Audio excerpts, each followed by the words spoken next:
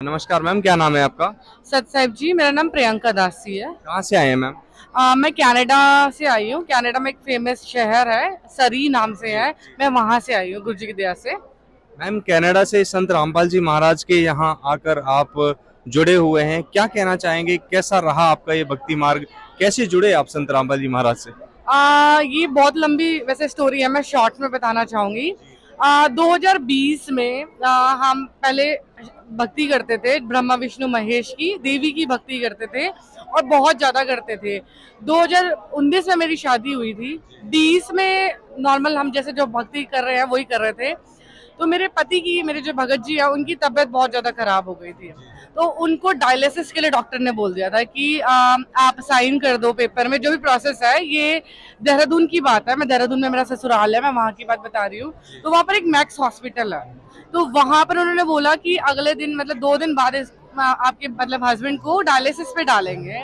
और मेरे को ये पता था कि जैसे मैं आई एम वेल एजुकेटेड, तो मुझे ये था कि डायलिसिस पे डालेंगे, ब्लड चेंज होगा, तो प्रॉब्लम्स मुझे ऐसा लग रहा था कि बढ़ता ही जाएगा। तो मेरे को ये शिकायत होने लगी कि मैं भक्ति भी करती हूँ, पूजा भी करती हूँ और व्रत भी रखती हूँ, उसके बाद भी इतनी दिक्कत हो रही है, मतलब फिर इस भक्ति का फायदा ही क्या है? तो ये क्वेश्चन मेरे दिमाग में था, लेकिन मुझे डर भी था अगर मैंने छोड़ दिया, कल को मेरे हस्बैंड के साथ कुछ हो ना जाए मिस हैपनिंग। तो मैं रो रही थी और मेरे को बस एक ही क्वेश्चन था कि परमात्मा कहीं तो हो गया, अगर आपका नाम है तो आप भी कहीं होगे। तो उस दौरान ऐसी सिचुएशन बनी कि गुरु जी खुद सपने में आए और उन्होंने मुझे ऐसे आशीर्वाद दिया सपने में और कहा, बेटी तू मेरी आत्मा है, तेरे कष्ट अभी खत्म नहीं होंगे, तू नाम दीक्षा ले ले। तो मुझे समझ नहीं आया, गुरुजी का नाम मैंने सुना था, लेकिन मुझे ऐसा लगा कि ऐसे कैसे कोई सपने में आके हमें कुछ बता सकता है ना।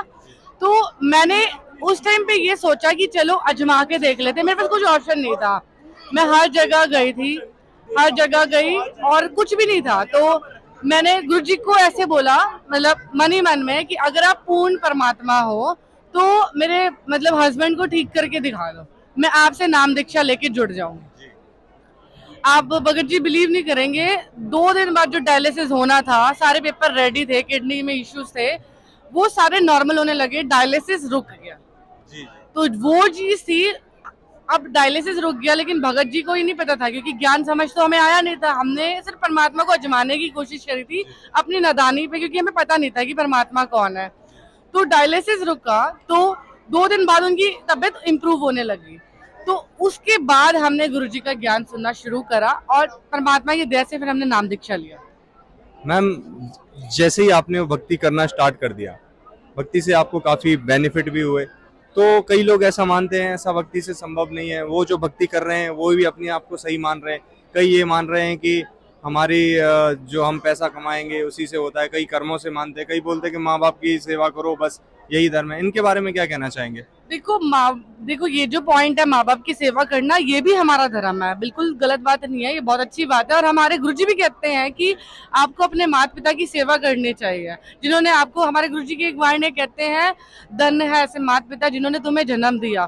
तो उस माँ बाप की सेवा करना हमारा कर्तव्य है, लेकिन हमें ये भी समझना चाहिए, जैसे हम हिंदू धर्म से हैं, तो हमारे गीता में क्या मंत्र दिए हुए हैं, गीता में कौन सी विधि बताई हुई, गीता में भी बताया, हमारे गुरुजी बताते हैं कि गीता में बताया कि शास्त्र अनुसार भक्ति करो, जो मंत्र दिया है उसी से तुम्हें मोक्ष मिलेगा। और वो मोक्ष कहाँ से मिलेगा? तुम्हें एक तत्वदर्शी संत मिलेंगे, वो आपको शास्त्र अनुसार भक्ति देंगे।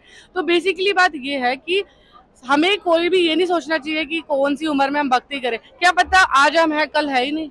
आप देखोगे कितने सारे ऐसे टूरिस्ट प्लेसेस है जहाँ पर लोग जाते हैं और कोई एज का वो नहीं है, कोई बूढ़ा नहीं देखा जाता वहाँ, कोई बच्चा नहीं देखा जाता, कोई जवान नहीं देखा जाता, और उनकी कुछ भी मिस हैपनिंग हो जाती है। तो मेरे को ऐसा लगता है कि हमें भक्ति शास्त्र अनुसार करनी चाहिए, इन सब चीजें आपातकालीन स्थितियों से बचने के लिए। जी मैम, एक और बात, जैसे आप कनाडा रहते हैं, वेल एजुकेटेड हैं, कई सोसाइटीज वाले ऐसा मानते हैं कि ये भक्ति करने से कुछ नहीं होगा, ये तो हमारे पैसा कमाओ कर्मों पे डिपेंड करता है। उनको क्या मैसेज देना चाहेंगे कि संत रामपाल जी महाराज की भक्ति किस तरीके से डिफरेंट है अन्य धर्म गुरुओं से? देखो ये जो लोगों का माइंडसेट है कि हमें पैसा कमाना चाहिए, बिल्कुल देखो लोगों का माइंडसेट है, हम एडवांस्ड वर्ल्ड में रह रहे हैं, ऐसा होता है, इसमें वो वाली बात नहीं। लेकिन आपने कभी ये चीज नोटिस करी है कि पैसा हजारों लोग भागते हैं पैसा कमाने के लिए, लेकिन 1 या 2 या 10 बंदे ही सक्सेसफुल होते हैं, क्योंकि ये भक्ति से ही पॉसिबल है। पैसा भी जो मिलेगा हमें यहाँ की जो इस जिसमें हम रहते हैं काल के लोक में, अगर हमें कोई सुविधा चाहिए वो भी भक्ति से ही मिलेगी। हमारे गुरुजी बताते हैं अगर हम शास्त्र अनुसार भक्ति करेंगे तो हम कोई भी काम करेंगे वो परमात्मा सफल करेगा। लेकिन लोग हैं पैसा कमा लेते हैं और एकदम से ऑन द स्पॉट उनकी डेथ हो जाती है, हार्ट अटैक आ जाते हैं, छोटी उम्र में डेथ हो जाती है, तो उसका भी कोई फायदा नहीं। हमें अगर कुछ करना है तो हमें अपने आप को भी प्रोटेक्ट करना पड़ेगा कि हम उस चीज को यूटिलाइज कर सके जी। हाँ जी।